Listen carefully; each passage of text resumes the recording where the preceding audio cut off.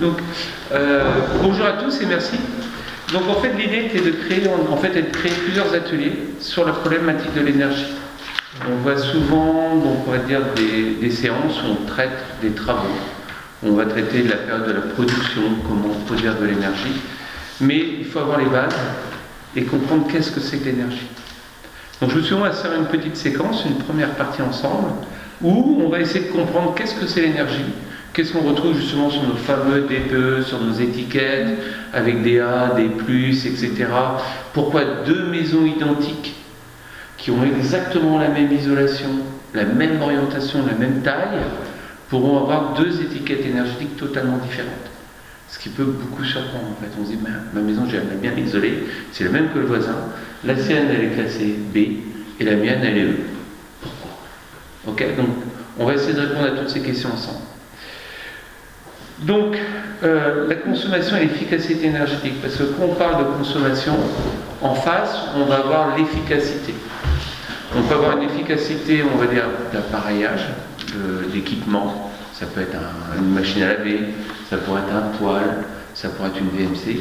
Et quand on va parler d'efficacité, on va plutôt parler de l'enveloppe. D'accord?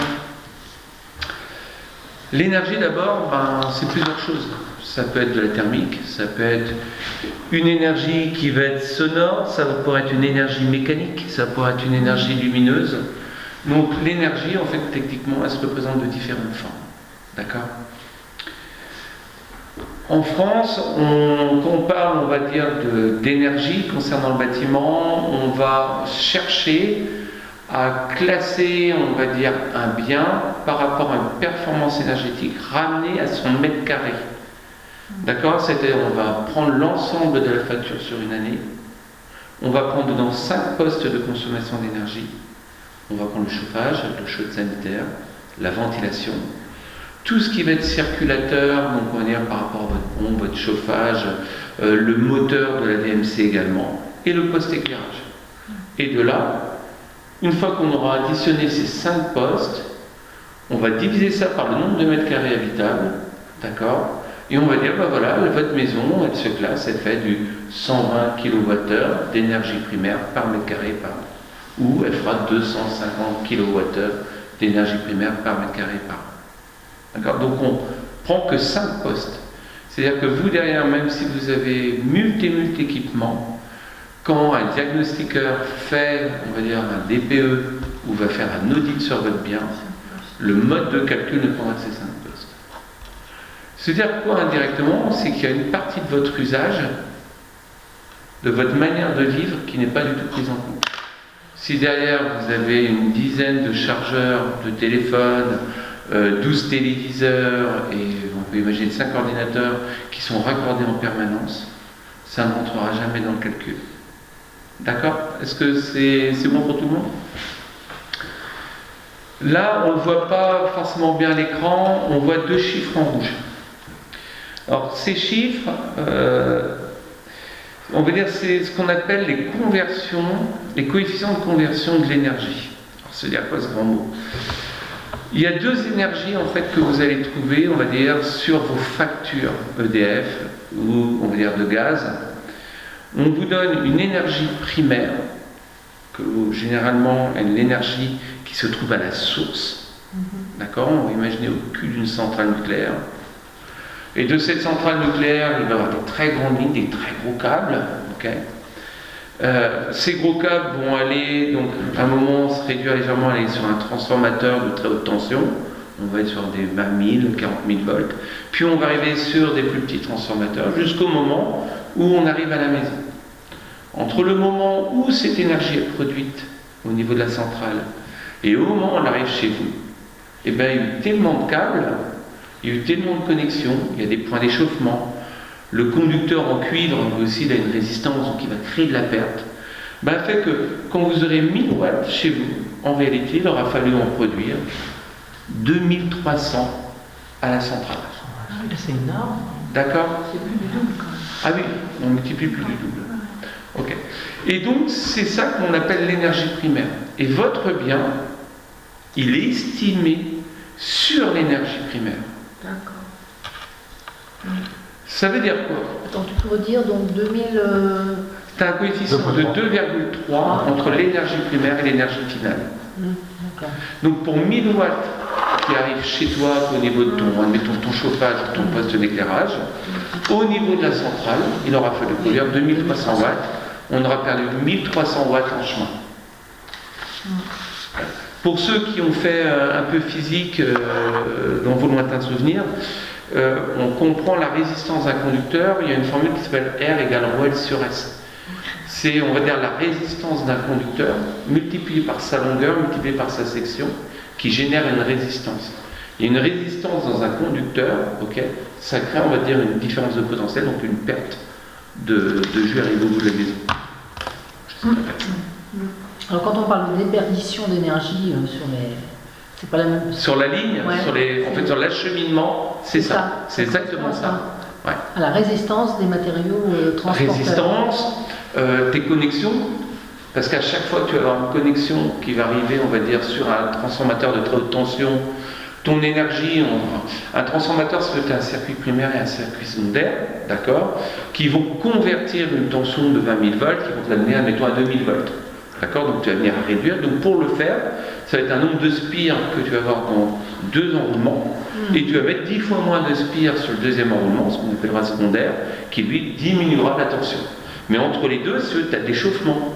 Tu vas avoir tout ce qui va être thermique, les effets thermiques, si tu veux, bah, ça c'est de la perte. Tu peux avoir des pertes de connexion en ligne. Des fois, tu as des arcs électriques qui se créent. Bah, tout ça, cumulé les uns derrière les autres, ça va être en fait ces 1300 watts que tu perdras sur la longueur. Mais c'est de la perdition liée uniquement à l'acheminement. À l'acheminement, absolument. Mais EDF, eux, ils sont obligés de vous facturer. D'accord. Bah oui. D'accord. C'est ça qu'il faut bien On parle de comprendre. déperdition, mais c'est pas plus précis que ça, quoi. Tout à fait. Bah là, c'est l'acheminement. D'accord. C'est ce qu'on appelle la différence entre l'énergie primaire et l'énergie finale consommée. Tu as d'autres énergies. Ok. Donc ça, c'est des bras de fer. On est d'accord, parce que qu'est-ce qui va dire qu'aujourd'hui, il y a le coefficient c'est 2,3 et pas 1,8 ni 4,2. On l'établit à 2,3. Quand on parle du bois, on dit qu'il a un coefficient de 1.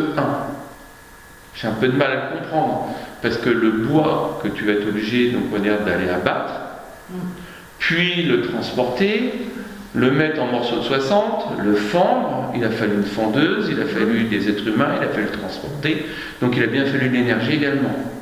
Donc cette énergie, on va dire qu'on récupère et qu'on ramène chez nous, il y a quand même de l'énergie entre les deux. Donc on pourrait mettre un petit coefficient. Il n'y avait pas comptabilisé celle-là. Une bûche de bois qu'on met dans un poêle, elle a été déplacée 7 fois, Ah oui. Ah bon. Ouais. en moyenne. Ça ne me surprend pas. Ah ouais, Avec les différentes manutes, le stockage, le séchage, parce qu'on entrepose dans un premier temps. C'est de 5 à 9, tu vois, sur le raccourci où tu l'as récupéré, ce que tu en as fait, le stockage, tu te fais livrer, il y a une manip, tu le stockes, il y a une manip, tu l'amènes à ton poêle, il y a une manip. 7 fois une bûche de bois a été déplacée.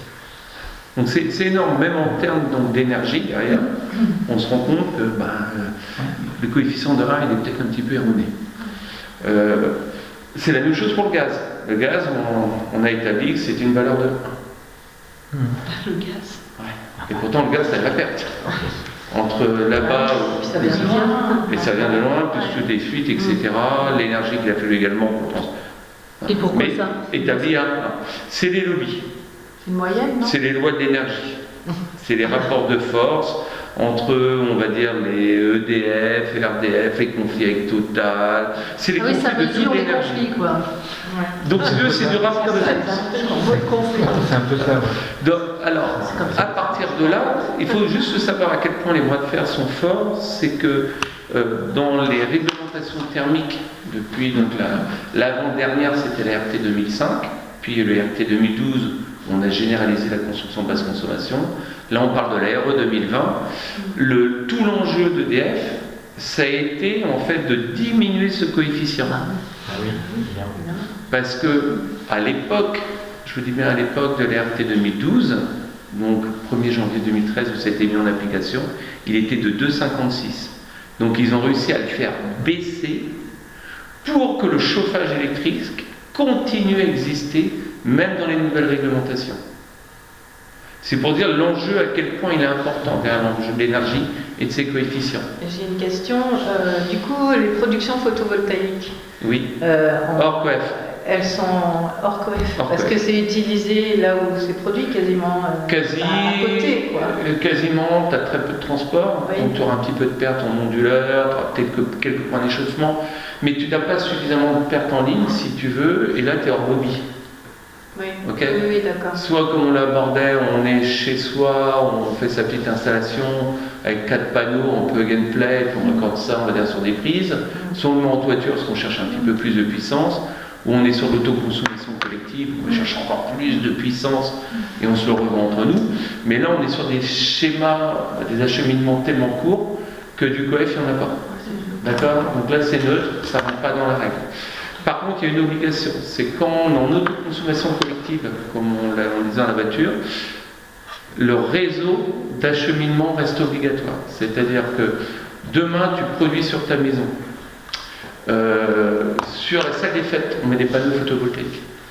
Sur le bâtiment où tu es, il y a des panneaux qui sont installés. Et sur ma maison, il y en a. Je ne sais pas tout placé où tu habites aussi, Lionel. On va imaginer que toi aussi tu en as. Et on décide tous ensemble de monter une centrale, une cigale, une SIC, une société, on va dire, de production photovoltaïque avec, on va dire, collective, on se la revend entre nous. On est obligé d'utiliser le réseau EDF. Donc c'est là où ils se taxent. En fait, ils nous taxeront, ça sera sur l'acheminement de l'énergie que l'on se revendra les uns aux autres. D'accord? Et ça, c'est le troisième volet. Pour l'instant, on reste là-dessus. Donc, ça veut dire quoi? Le temps que je mets là, en fait, il n'est pas anodin, il est hyper important. C'est de dire que maintenant, on imagine, vous avez bien compris que ces coefficients que l'on retrouve sur votre classement énergétique. Et bien, techniquement, c'est-à-dire que si on a deux maisons totalement identiques, qui ont la même isolation, la même orientation, le même comportement à l'intérieur, on pourra avoir une maison qui sera au chauffage au bois et qui aura donc un classement énergétique faible parce qu'il aura subi qu'un coef de 1. Si par contre la même maison elle a un chauffage pur élec, son classement sera moins bon parce qu'elle aura consommé 2,3 fois plus. Et donc le classement sera mauvais. Pour le même nombre de kilomètres. Pour la même performance de la maison. Ok? Donc maintenant, il y a des gens, ils trichent un petit peu, donc ils vont commencer à mettre des pompes à chaleur, ok? Sur lequel on a ce qu'on appelle un coefficient de ACOP, c'est un pouvoir, on va dire, comment je pourrais utiliser quel terme? C'est un coefficient, on va dire, un rendement multiplicateur. Du genre, c'est exactement l'inverse, c'est-à-dire que si votre COP, votre pompe à chaleur consomme 1000 watts, son COP est de 4,3, elle restituera 4300 watts de chauffage. Donc c'est le phénomène inverse. D'accord? Donc aujourd'hui, si vous avez une maison avec des radiateurs électriques moyennement isolés, si vous voulez avoir un meilleur classement énergétique, vous le passez en pompe à chaleur. Vous polluerez autant, votre maison sera inconfortable, mais votre classement énergétique sera meilleur également. Vous voyez le côté vicieux un peu du principe? Donc ça, c'est un volet très important pour bien comprendre. Y a-t-il des questions? Non, mais c'est vraiment incroyable. Oui, C'est assez sidérant. Ouais. Bah oui, parce que ça n'a aucune réalité en fait. Non. C'est- Non. Donc c'est pour ça qu'il faut bien prendre en compte que... Si ce n'est une réalité financière, quoi, je veux dire, c'est tout, quoi. Ah oui, mais là on est en plein là-dedans, on est dans des rapports de force purement établis. Donc, Et surtout que les agences immobilières, elles se basent là-dessus pour promouvoir une Exactement. maison plutôt qu'une autre. et ça c'est un vrai combat aujourd'hui par rapport au DPE. Et c'est pour ça que le DPE a déjà été 3 fois remis en cause. Voilà. Parce que les modes de calcul, en fait, ne prennent pas en compte, par exemple, les bâtiments avant 48, ça c'est une maison en pierre que tu as, donc avant 48 en mode constructif, ça n'aura rien à voir avec la maison d'Abigail, qui n'est pas du tout ce même mode constructif. Par contre, on ira dans le même diagnostic.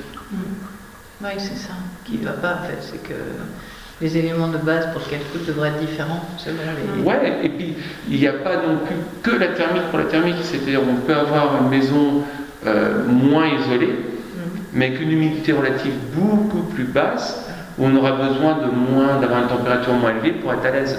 Parce que d'abord, ce qui compte avant tout, une maison, c'est apporter un confort. D'accord? Et si on peut être à l'aise dans une maison à 18-19 degrés, on n'a pas besoin forcément d'aller à 22, donc après notre consommation descend. Mais d'abord il fallait chercher la cible, c'est le confort. Qu'on est dans une maison qu'on peut garder. Et tu dirais que le confort, c'est donc un mix entre l'humidité et la chaleur? Oh, il y a plein de choses. Il y a plein d'autres C'est le ressenti en fait. C'est le ressenti, on est en plein dans le ressenti. Alors il y a là-dessus, si vous voulez, il y a un truc qui est très bien fait. Je ne l'utilise pas, c'est le diagramme de Gibboni. Gibboni, vous tapez ça sur internet, le diagramme de Gibboni. Comment ça écrit? Alors G-I-V-O-N-I. Gibboni. Et c'est un diagramme qui prend compte donc la température de l'air, la température des parois, l'humidité de l'air, la température des parois, l'écart entre les températures des parois, parce qu'en fait le confort, c'est l'écart de température entre l'air et les parois. Ok, on est là-dessus. Il prend en compte le métabolisme, parce qu'en même temps, en état de notre fatigue, si on est plus âgé, si on est davantage en mouvement, là aussi le confort, on ne le sentira pas au même moment. Donc aller dessus, c'est super intéressant. Alors c'est une courbe. T'as fait science? Non. Un peu. Qui a fait un peu de science, le diagramme de Mollier, ça vous parle? Non. C'est le diagramme de l'air humide. En fait, c'est la relation entre l'humidité et la température.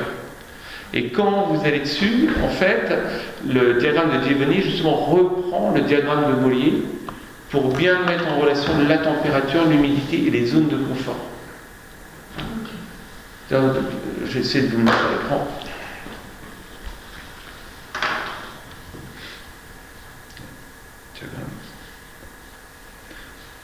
Et là, on est dans la notion de confort pur et dur, par contre. Les diagrammes. Vous voyez, c'est un truc comme ça. Non, ça, c'est un cookie. Est-ce que tu veux un cookie? Bon, allez. Hop. Hop. Ah oui. Tu vois à quoi ça ressemble? Oui. Ça reprend l'ensemble, voilà, des zones de confort de l'individu. Et il faut se trouver dans cette zone verte. D'accord. Et là, tu es dans une zone de confort. C'est-à-dire que tu peux être à 8 degrés, pardon, je dis n'importe quoi. On peut être à 18 degrés et être super bien dans la maison. Donc inévitablement, s'il fait 0 degré dehors, de 0 à 18, on n'a qu'une différence de température de 18 degrés, donc moins d'énergie à consommer que pour arriver à 20 degrés. On est d'accord. Alors la rénovation énergétique, en parlant, on va parler de ça justement, le choix des matériaux. Ça, c'est dans Entre les matériaux qui absorbent, ceux qui renvoient la chaleur dès qu'on s'approche d'eux, et tout ça va venir rentrer dans notre choix pour la rénovation. Alors, sur le diagramme, donc en fait, même moi je ne vois rien du tout ce qu'il y a dessus. Donc là, c'est une photo. Attends, je vais le faire. Et là, c'est une photo qui reprenait différents postes.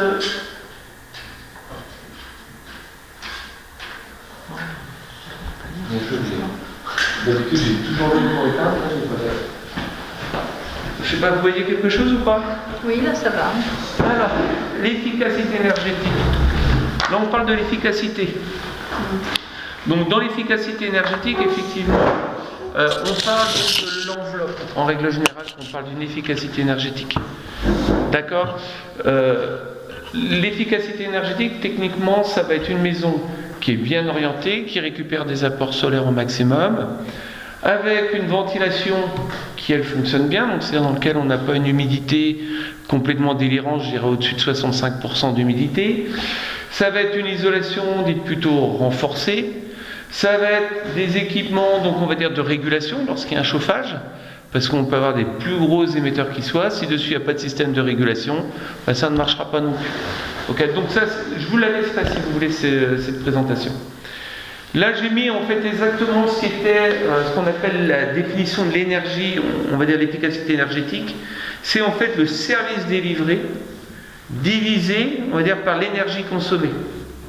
Alors pour reprendre simple, c'est ça. C'est un rapport entre un service rendu au sens large, au niveau de confort, de performance, d'énergie réellement utilisée, et l'énergie consommée pour obtenir ce service. L'idéal est de tendre vers une efficacité énergétique de 1 ou de 100%. C'est-à-dire que 100% du service rendu, ok, en fait, c'est une énergie consommée, mais qui nous apporte 100%, on va dire, de service rendu. C'est-à-dire dans lequel on n'a pas de perte. C'est ça l'efficacité énergétique. Dans une maison, on parle d'efficacité énergétique passive. Okay. Pourquoi? Parce que la maison est inerte. Okay. C'est son enveloppe. Okay. Et on dit donc en fait passive pour les matériaux qui composent l'enveloppe et d'efficacité énergétique, cette fois-ci, active pour les systèmes et leur pilotage. Donc l'efficacité énergétique, c'est les radiateurs, ça va être la VMC, ça va être notre chaudière, ça va être notre ballon d'eau chaude. Ok. Et par contre, l'efficacité énergétique passive, ça sera l'enveloppe. Donc il faut bien faire la distinction entre les deux. L'efficacité énergétique, elle par contre, donc, on va dire active, cette fois-ci, là, on parle davantage d'un rendement, et quand on parle de rendement, on parle des équipements. On va prendre par exemple un moteur électrique qui aura un rendement de 0,99%, non, à 0,99, pardon, ça veut dire qu'il a 99% d'efficacité en rendement. Et tout ce qu'il donne, tout ce qu'il consomme, il le restitue en puissance. D'accord? Par contre, s'il a un rendement que de 20%, ça peut être par exemple un moteur thermique. Si je ne pas trop d'une voiture, on n'a que 20% de rendement. Tout part en chaleur, il y a de l'usure, il y a de la mécanique, il y a de la friction. Et en fait, ce qui arrive juste à nos roues qui nous permet de nous déplacer ne représente que 20% du litre d'essence consommé. Ah oui, okay, donc tu vois, vraiment, le rendement sur une voiture thermique, c'est vraiment mauvais. Okay. Donc ça, vous pourrez le lire, ça reprend exactement ce que je venais de dire. Exemple dans le bâtiment.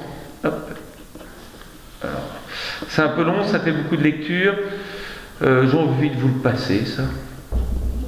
Allez, pour l'énergie, parce que je suis pas à l'aise pour le lire, c'est ça qui est embêtant. Tu vois ouais. Est-ce que quelqu'un peut lire? Parce que j'ai même pas mes lunettes. Oui, je peux le lire. Ouais. Je suis en face. Donc, exemple dans le bâtiment, améliorer l'efficacité énergétique passive. Pour l'efficacité énergétique passive, service rendu, température ambiante à l'intérieur du bâtiment à une valeur fixée, par exemple 19 degrés centigrades. Ça, c'est le service rendu. Okay. On cherche à avoir une température de 19 degrés à l'intérieur du bâtiment. Donc, énergie consommée, énergie nécessaire pour le chauffage ou les besoins en chauffage. Il s'agit de l'énergie utile en sortie du système de chauffage. Donc, ça te va? Ouais, c'est bon pour tout le monde ou pas le raisonnement, oui, la logique? Le service rendu par rapport à l'énergie consommée. Voilà, donc on est vraiment sur la définition de tout à l'heure. On était sur l'efficacité énergétique passive. Continue là. Les besoins en chauffage correspondent à la somme des déperditions thermiques du bâtiment par les murs, la toiture, le plancher bas, les fenêtres, les ponts thermiques, ainsi que le renouvellement et les infiltrations d'air, à laquelle il faut enlever les apports solaires et internes, occupants, électroménagers, luminaires, puisqu'ils fournissent du chauffage. Alors, là, je prends souvent l'exemple d'une grosse bassine. D'accord? Votre maison, c'est une baignoire, ou une bassine, une baignoire, on va dire. Et votre baignoire, au niveau du joint en bas, ok, il y a une petite fuite. Bref. On a une fuite. On va voir le cuvelage qui pourrait être microporeux. Donc on va avoir des petites fuites un petit peu partout à droite à gauche qu'on verra à peine.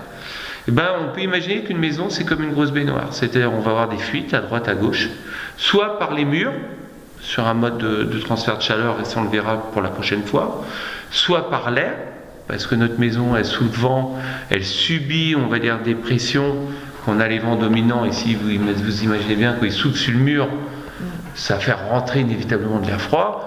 Et par différence de pression, de l'autre côté, sur la face opposée de la maison, notre air chaud s'en va. Okay, donc ça va être une fuite aussi qu'on pourrait imaginer.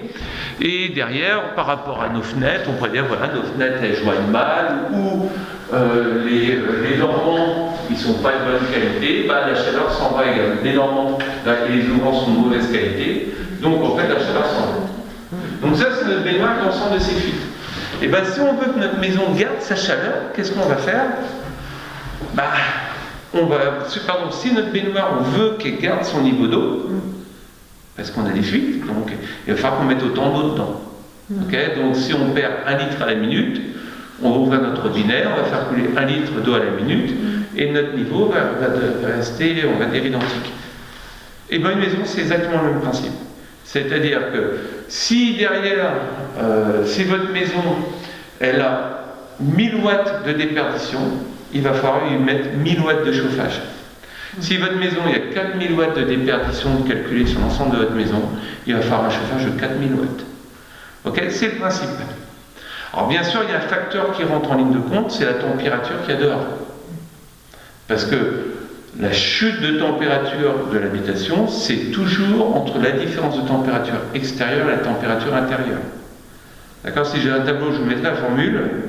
Le D, la déperdition, est égal à U, la conduction, multiplié par la différence de température et multiplié par la surface. Bon. Plus on a des surfaces qui sont importantes, une différence de température très importante et une conduction des murs, on va dire, élevée, ben, qu'est-ce qui se passe? Notre déperdition est énorme.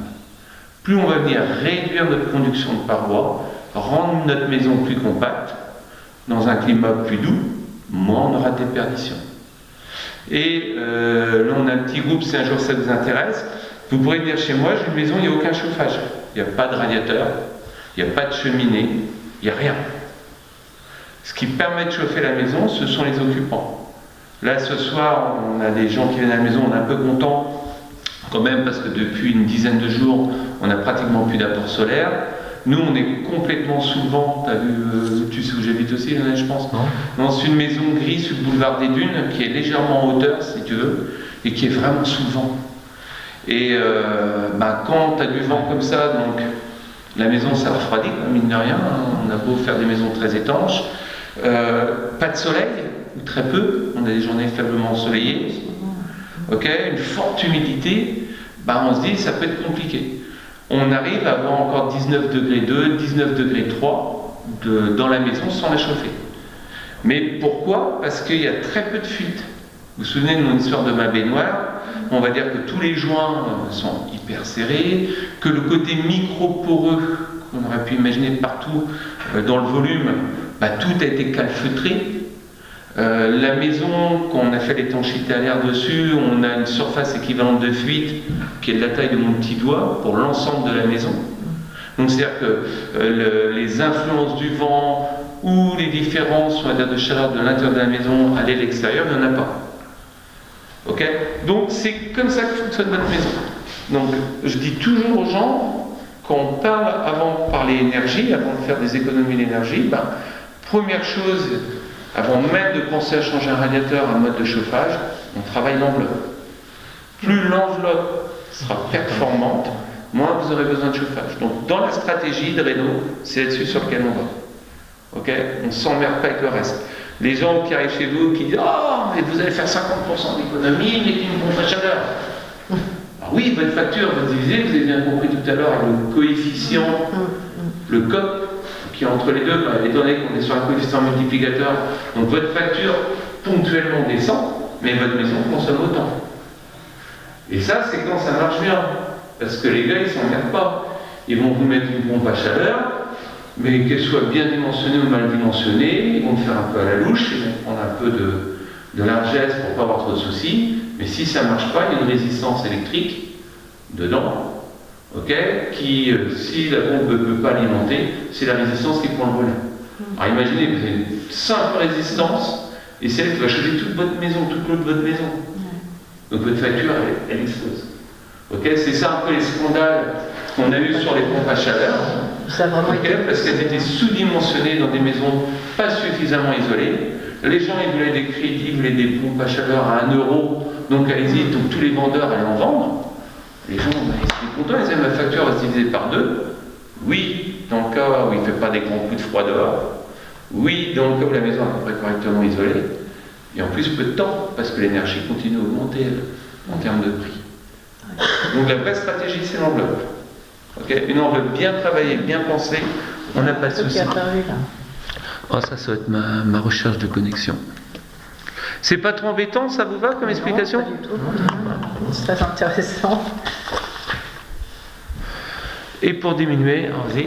Et pour diminuer les besoins en chauffage, on peut diminuer les déperditions thermiques en installant des matériaux performants, ajouter une isolation, remplacer les fenêtres, rendre l'enveloppe étanche à l'air, et en augmentant les apports solaires et internes. On peut par exemple choisir des vitrages qui laissent davantage passer les rayons du soleil. Par exemple, pas du triple vitrage, c'est ça? Non, pas du tout. Ouais. Moi, j'ai que du triple vitrage chez moi. Ah, mais ça passe quand même. Ah, bien sûr. D'accord. Ça, c'est les vendeurs de fenêtres qui vous disent qu'il ne faut pas acheter Oui. triple vitrage. Parce que ça empêche de chauffer en hiver. J'en connais un qui me l'a dit. Ouais. Parce que moi, j'ai du triple vitrage. Mais la vraie raison, est-ce que tu la connais? La vraie raison par rapport au chauffage. Pourquoi ils ne veulent pas te faire un triple vitrage? C'est lourd à poser. C'est très lourd. Très très lourd à manipuler. T'as ça, ça demande, on va dire, des menuiseries renforcées. Parce que c'est pas le petit gond comme on va voir là, ou les pommelles qu'on a là qui vont venir, on va dire, à carreaux de 200 kg. Si un jour ça vous intéresse, vous venez à la maison, vous allez voir les carreaux, ils sont épais comme ça. Pour les mettre, il faut y aller. On est à plusieurs. Le gars tout seul ne porte pas les carreaux. Okay. Ça va demander plus de réglages aussi au niveau des ouvrants. Faire un ouvrant à ventaille comme ça, mais de grand format, il a un tel porte-à-faux que l'ouvrant se dérègle facilement. J'ai eu le problème justement avec les vitraux qui étaient trop grandes. Et ils avaient mal calculé le poids par rapport au gond justement. Et en fait, elle s'est affaissée, puis un jour elle s'est ouverte toute seule sous l'effet du vent. Et ils ont dû me la remplacer en fait parce qu'elle n'était pas. Ils ne pouvaient pas réparer en fait, c'était une mauvaise conception. Triple vitrage. Donc beaucoup plus compliqué. Pourquoi? La force mise en jeu sur un oscillobattant. Comment? La force exercée sur un oscillobattant. C'est énorme. C'est comme ça. Donc ça c'est une des raisons. Par contre, ce qu'il ne faut pas perdre de vue pour lever justement ce que disent ces gens-là, en fait on est toujours sur des ratios de nombre de mètres carrés d'ensoleillement possible, en disposition sud, voire est ou ouest, en soleil couchant ou en soleil levant. Mais là on va rentrer vraiment dans du pur bioclimatisme. Mais si on raisonne sud, donc pour de l'apport solaire, ok, si tu as que des murs vitrés, mettre un double vitrage, c'est juste pas possible. Ta maison elle devient inoccupable l'été. Oui, trop chaud. Elle devient carrément trop chaude ta maison. D'accord? Le triple vitrage peut te permettre en fait d'avoir de l'apport solaire, mais il faut de la surface vitrée. Chez moi, c'est la stratégie. Les 2 tiers de notre façade, c'est que des vitres. Donc, on a du triple vitrage. Donc, même s'il y a moins d'apport solaire, mais de par les dimensions et la surface vitrée, obligatoirement, ça chauffe la maison. D'accord? Donc, on est bien dans le ratio de surface de menuiserie de surface vitrée pour choisir le vitrage. Moi j'ai du double vitrage, mais alors il y a une casquette qui a été mise. Ouais. Et c'est efficace, c'est vraiment efficace. Donc l'été, moi j'ai pas trop chaud dans la maison, pourtant tout est vitré au sud. Qu'est-ce que t'appelles une casquette? C'est un vrai soleil. Pardon, une avancée de la toiture qui fait, et c'est calculé de façon à laisser passer les rayons du soleil l'hiver, donc les rayons du soleil sont bas, donc passent sous la casquette, donc pénètrent dans la maison, et l'été, comme les rayons sont hauts, la casquette empêche l'entrée de Donc ça marche très très bien, les casquettes, les débords de toit, toutes ces techniques-là. Dans certains coins, nous on avait une maison en campagne, plutôt en pierre, on avait mis des glycines. En fait, le long de, donc on va dire, nos baies et au-dessus de nos fenêtres. Comme ça, elle perd son feuillage, tu vois, l'hiver, et donc le soleil, effectivement, quand il est un petit peu plus bas, il est pénétrant, il est à 90 degrés. Et quand le soleil est vraiment au point le plus haut l'été, pour éviter le surchaud, c'était le feuillage, tu vois, des glycines. Parce que des fois, dans certaines maisons, tu ne peux pas refaire des débords de toiture. Mais ça, c'est très très bien, cette technique-là, ce que tu as. Ah ouais, c'est efficace, enfin. Bien sûr. Moi, tu vois, j'ai un truc très moderne qu'on appelle des BSO. C'est des systèmes avec des lames comme ça qui s'inclinent. Qui s'orientent avec le soleil? Ouais, et c'est hyper chiant. C'est hyper chiant parce qu'en été, les mois, il commence à faire chaud. Bon, pas excessivement chaud, mais quand on est dans de la mi-saison, nous, des fois, on aimerait bien, si tu veux, pouvoir aller dehors. On ne peut pas. Nos rideaux sont baissés, légèrement inclinés. Donc on se retrouve coincé chez nous. Donc je pense que je vais faire comme chez toi, mettre à terme, Alors peut-être je mettrai des panneaux photovoltaïques pour faire mes ombrages. C'est ce que j'envisage aussi, panneaux photovoltaïques pour faire, on va dire, mes ombrages, mais c'est ce qu'il faut faire. Pourquoi moi je suis plutôt pour le triple vitrage? Pour une raison toute simple. C'est souvent les gens, donc ils vont mettre des grandes baies toujours au sud, voilà, pour avoir de l'ensoleillement, de la chaleur, hormis qu'on a la mer au nord, mais bon, on va chercher majoritairement au sud. Et on se rend compte que la température, en ce qui fait 0 degré à l'extérieur, derrière un double vitrage, même faible émissivité, dernière génération, au maximum tu as 12 degrés derrière ton vitrage en hiver. Et 12 degrés, si tu veux, voilà, c'est un peu moyen. Donc c'est-à-dire que techniquement, tu y mets rarement une table avec tes invités parce qu'ils vont avoir froid, surtout si tu as un poêle à bois dans la maison ou un chauffage au sol, donc il y aura un tel écart de température qu'ils auront toujours un ressenti de froid derrière. L'été, derrière ton double vitrage, si tu n'as pas tes casquettes, il fait très chaud. Donc c'est des zones, en fait, c'est des mètres carrés que tu ne peux pas utiliser parce que ta baie vitrée soit te ramène du trop chaud ou du trop froid, une inconfort. Qu'un triple vitrage, tu vas avoir 17 degrés. C'est-à-dire que quand il fait 0 degré dehors, tu as 17 à l'intérieur de la maison. Et si ton air est à 19 degrés, c'est-à-dire que tu peux même avoir ton dos contre ta baie vitrée derrière, bah ça devient la surface habitable et exploitable, et vraiment utilisable. Et c'est pour ça que moi je suis davantage sur le triple. Pour en fait, entre guillemets, rentabiliser au mieux mon mètre carré de surface, si tu veux. Je préfère payer plus cher un vitrage, mais me dire au coût du mètre carré de la construction et les matériaux qui sont employés. Là, je suis en train de faire une formation, on informe les gens, en fait, un mètre carré de construction, mélangé, hein, on peut être sur une ossature bois, du béton, mais un mètre carré aujourd'hui, donc on va dire de surface habitable en France, c'est 1,2 tonnes de matériaux. Ok, donc on voit l'impact carbone que ça peut avoir 1,2 tonnes de matériaux et le coût du mètre carré. Ça vaut peut-être le coup des fois de mettre un triple vitrage, se dire bon ok, on a un impact carbone plutôt fort, le mètre carré nous coûte cher de notre habitation, mais tant qu'à faire on l'utilise. Moi c'est plutôt dans ce sens-là que je vais.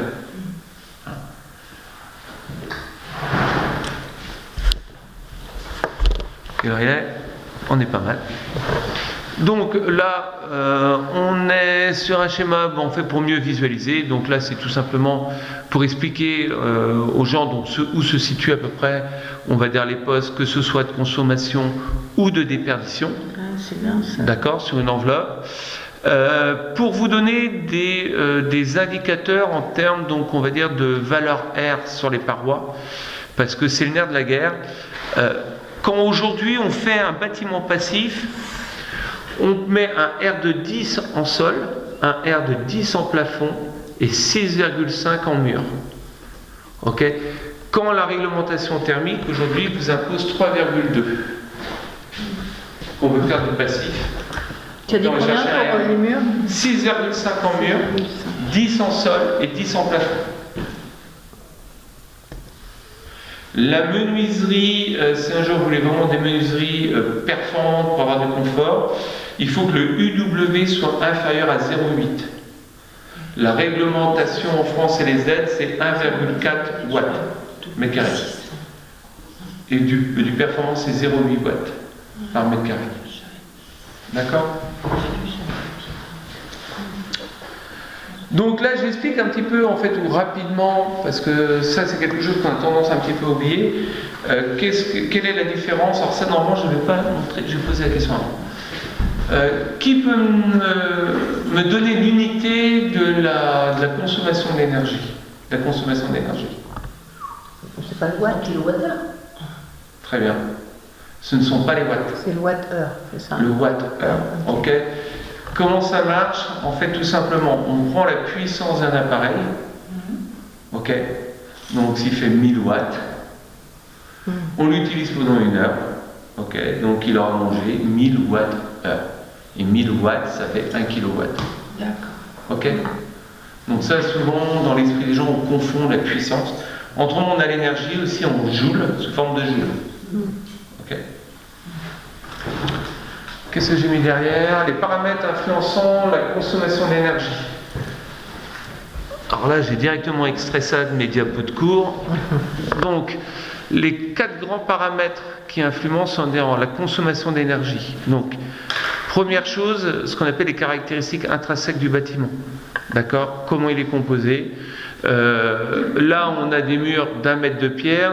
Souvent, on dit, oh, bah ouais, attends, les murs, ils font 1 mètre, la maison est isolée. La pierre n'est pas un isolant. Ok, on peut avoir 1 mètre de mur de pierre, ça n'isole pas. Maintenant, on a autre chose. On va avoir ce qu'on appelle de l'inertie. On va avoir un matériau qui va pouvoir stocker des calories, d'accord, et qui va pouvoir les rediffuser. Mais en aucun cas, votre mur de pierre est un isolant. Donc, il laissera passer l'énergie. D'accord? Le deuxième paramétrage, c'est la performance des équipements, encore une fois, comme on le disait. Si vous avez des radiateurs pas performants, qui ne se régulent pas, qui ne se coupent pas, ou comme dans anciens appartements qu'on peut trouver encore dans les grandes villes, où on a encore du chauffage au sol, une boucle de chauffage qui chauffe 3 appartements sur un même étage. Le chauffage, il est noyé dans la dalle, c'est-à-dire qu'il chauffe autant en haut qu'en bas. Ok, donc là, en fait, il y a généralement un système de régulation et c'est tout l'immeuble. Et on baisse la température de l'immeuble. La personne en haut, elle crève toujours de chaud au dernier étage. Celle du bas, elle paye une facture et elle n'est pas plus chaude que ça. Elle a froid. Ok, donc ce qui est très important derrière, c'est la régulation. La régulation en poste par poste. Ok, ça c'est des fois un petit effort financier qu'il faut faire. Mettre un système, un thermostat, ok, sur les radiateurs. On dit toujours éviter de mettre un thermostat sur un radiateur où il y a la sonde, votre capteur de température dans la pièce. Ah oui. D'accord?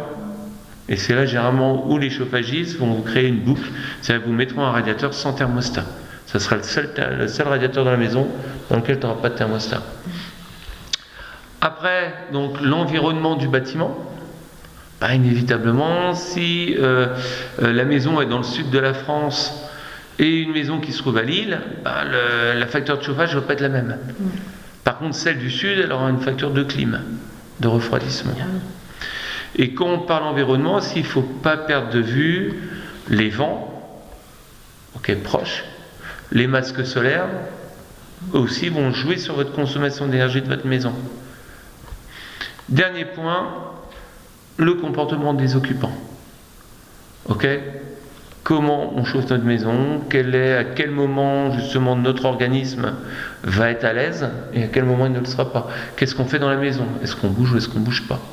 Est-ce qu'on réagit si on a froid de dire on augmente le chauffage ou on met un pull? Exactement. Oui, voilà.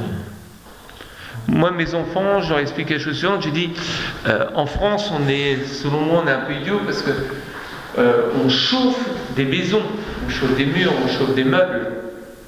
On peut mettre un pull. Ouais. C'est nous qui avons besoin d'avoir chaud, c'est pas nos meubles. Bien sûr. Donc voilà. Donc après, si tu veux, c'est le message comment tu le fais passer. Mais de toute évidence, oui, on met un pull, la température descend, ça va, en hiver. Voilà. Maintenant, ce qu'il ne faut pas, c'est être en inconfort. Autrement, ça vaut plus le coup. On se sacrifie pour payer nos maisons. Si derrière, c'est pour être mal dedans, avoir tout le temps froid, ça fait partie comme des petits sacrifices, malheureusement, qu'on est obligé de faire. Et quand on dit bouger dans la maison, c'est ça. Si effectivement, tu es assis à un bureau, tu as besoin de faire des choses inactives, bah là, tu as besoin, tu te rapproches du 20 degrés. Bien sûr. Si tu es actif, tu bouges chez toi à 17-18, tu vis très bien dans la maison. Mais encore, ça dépend des gens. Il y a des gens qui ont besoin d'un petit peu plus. Bon. Je fais pas de commentaire. Sur le 17 Les regards brisés longs, ok.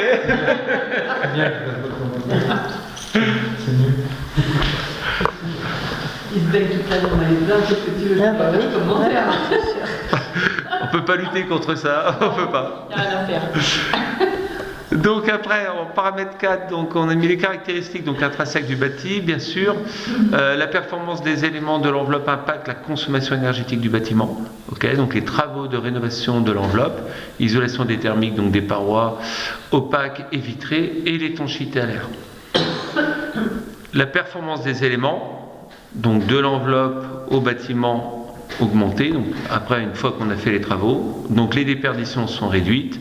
Et une fois qu'elles sont réduites, les besoins donc de chauffage et de refroidissement également diminue. Et donc d'énergie. Et donc d'énergie. La dépendance énergétique, entre guillemets, se réduit. Quelles méthodes permettent d'améliorer les consommations d'énergie liées aux équipements? Un remplacement d'un équipement, la conduite de l'installation et la régulation. Je n'ai pas prévu de vous mettre tout ça, mais bon. Sur les équipements, effectivement, c'est ce que je disais, une fois que l'enveloppe, j'ai vu encore une fois que l'enveloppe est bien traitée, qu'on n'a pas, vous voyez, ce genre de désordre, une fois que c'est bien réalisé, ben, on peut commencer à penser à changer les équipements, parce qu'on a réduit au maximum les déperditions.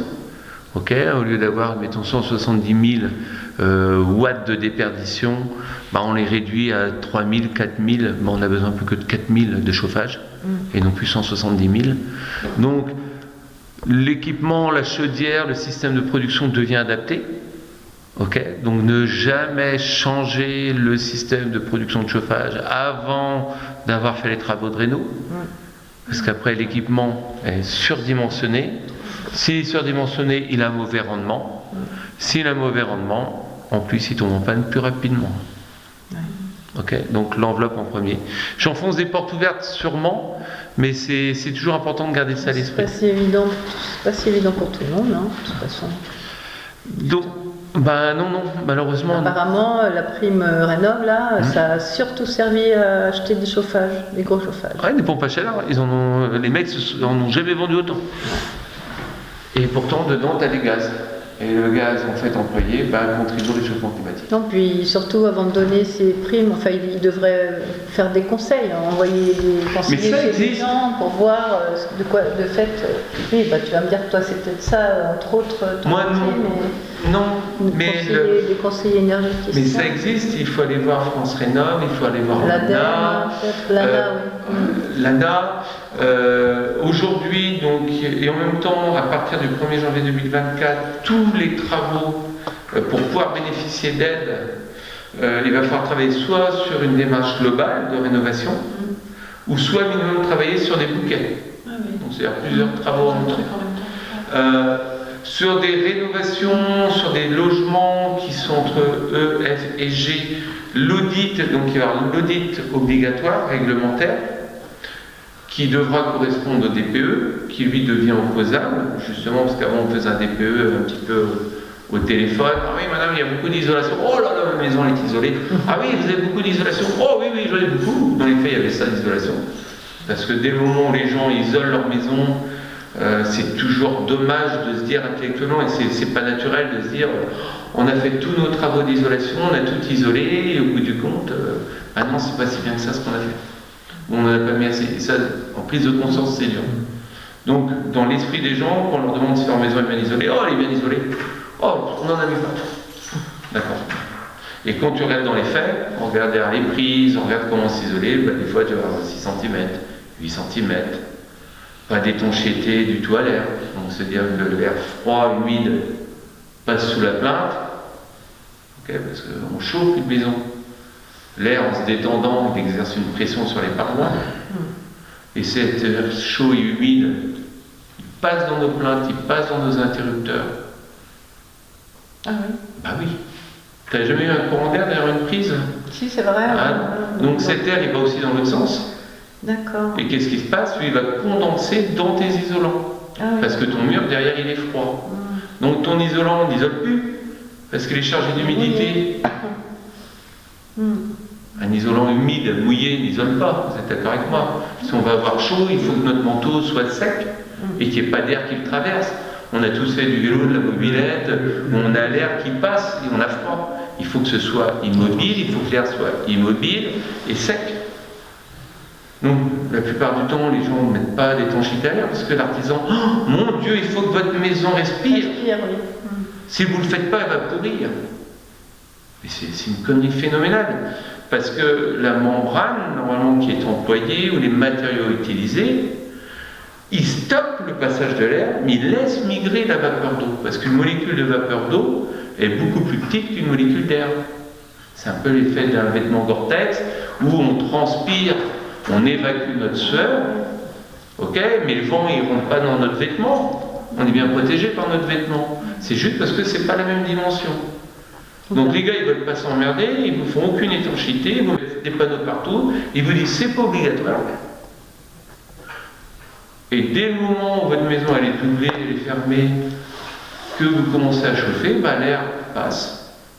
Et au fur et à mesure, votre isolance dégrade au gré des années. Donc ça, c'est un point qu'on va voir dans la prochaine intervention, où on va parler de l'intérêt de créer, on va dire au contraire, une enveloppe étanche à l'air, dans lequel on va venir dimensionner nos entrées d'air si on est sur une VMC classique. Pourquoi il va falloir faire rentrer de l'air froid dans une maison pour se réchauffer? Techniquement, c'est pas simple à se dire, tiens, on fait rentrer de l'air froid pour avoir chaud. Ça va pas de soi. Ben non, on nous parle de faire des économies, on fait rentrer de l'air froid, je comprends pas. Il manque une page dans le livre. Et surtout, bien comprendre que plus notre maison, on maîtrisera toutes les entrées d'air et les extractions, mieux ça sera géré, maîtrisé, plus notre consommation d'énergie sera faible, et moins on va dégrader notre bâti.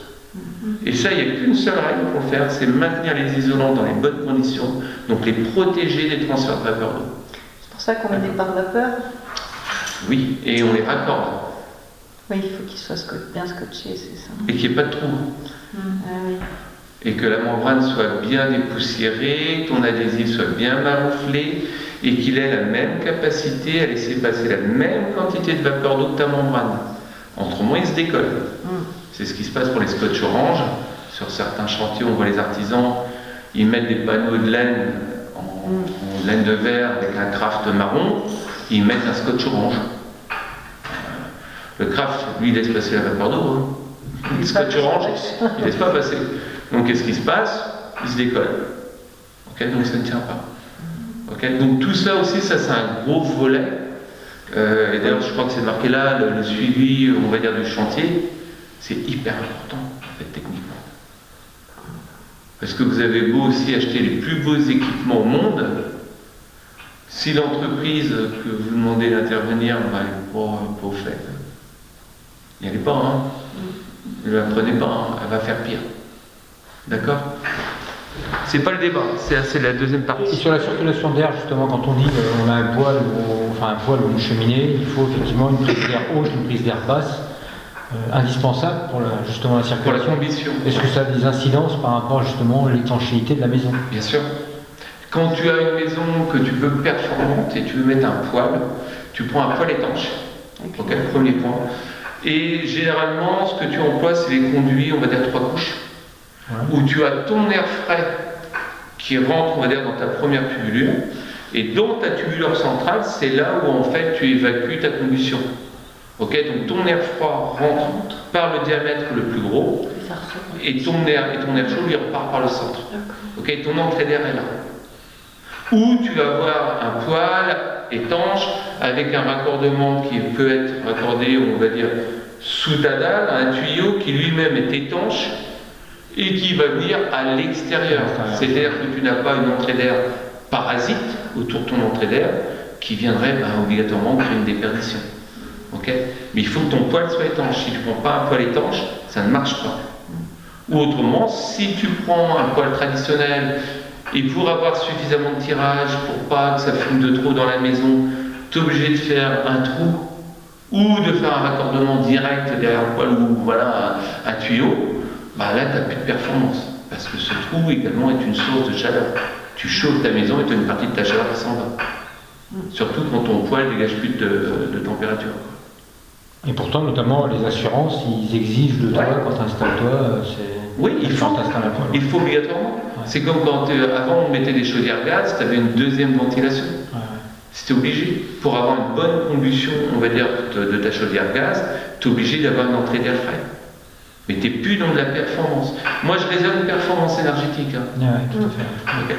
Dans une maison, en fait, où tu n'es pas dans un souci de performance, tu mets un poêle traditionnel avec une entrée extérieure, comme te le demande ton assurance. C'est-à-dire qu'il faut suivre les assurances de ce qu'ils disent. Hein.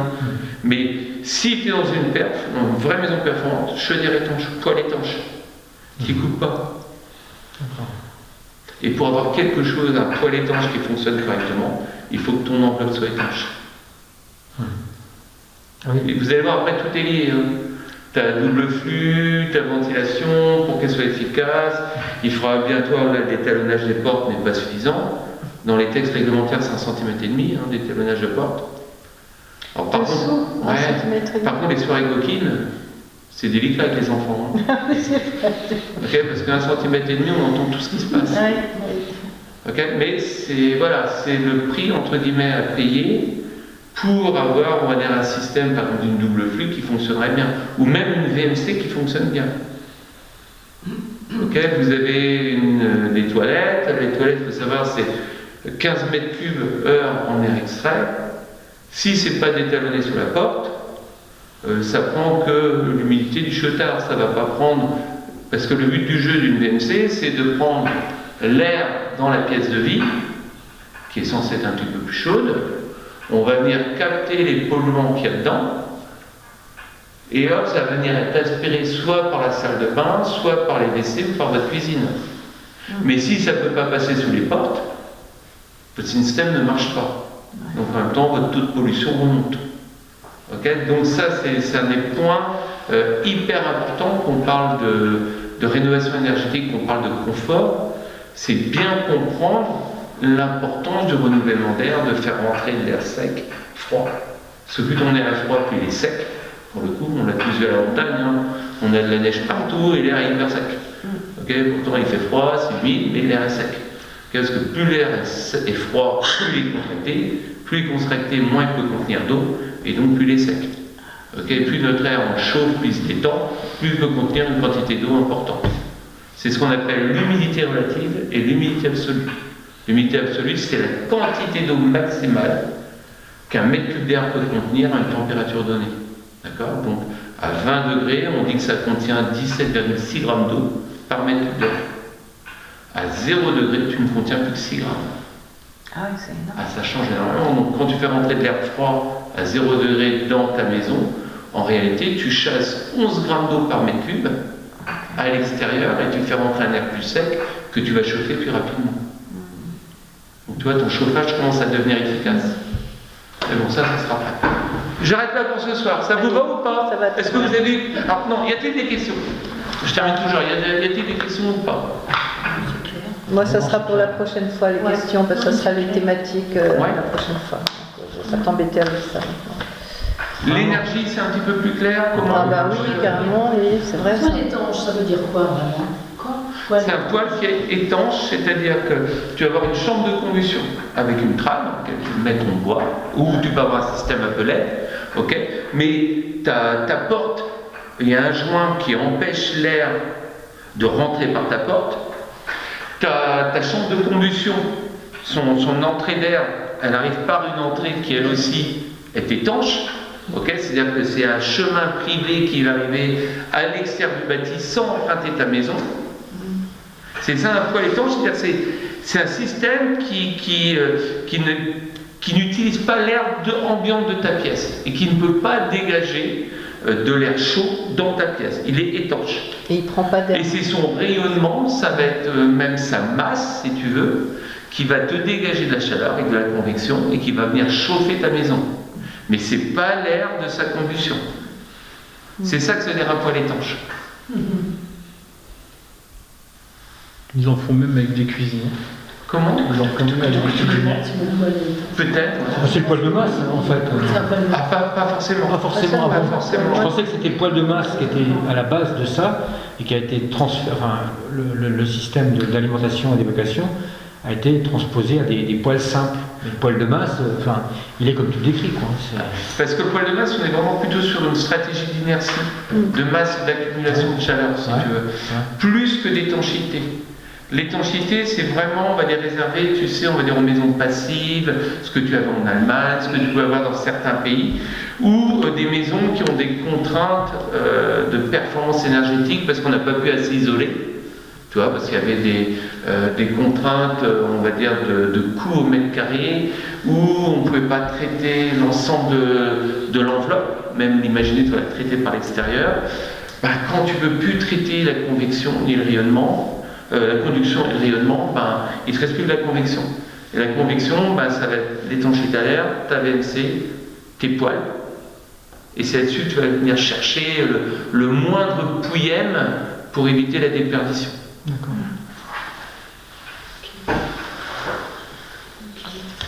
Merci beaucoup. Ouais, merci. De rien. Christophe, bravo. Bravo pour la présentation.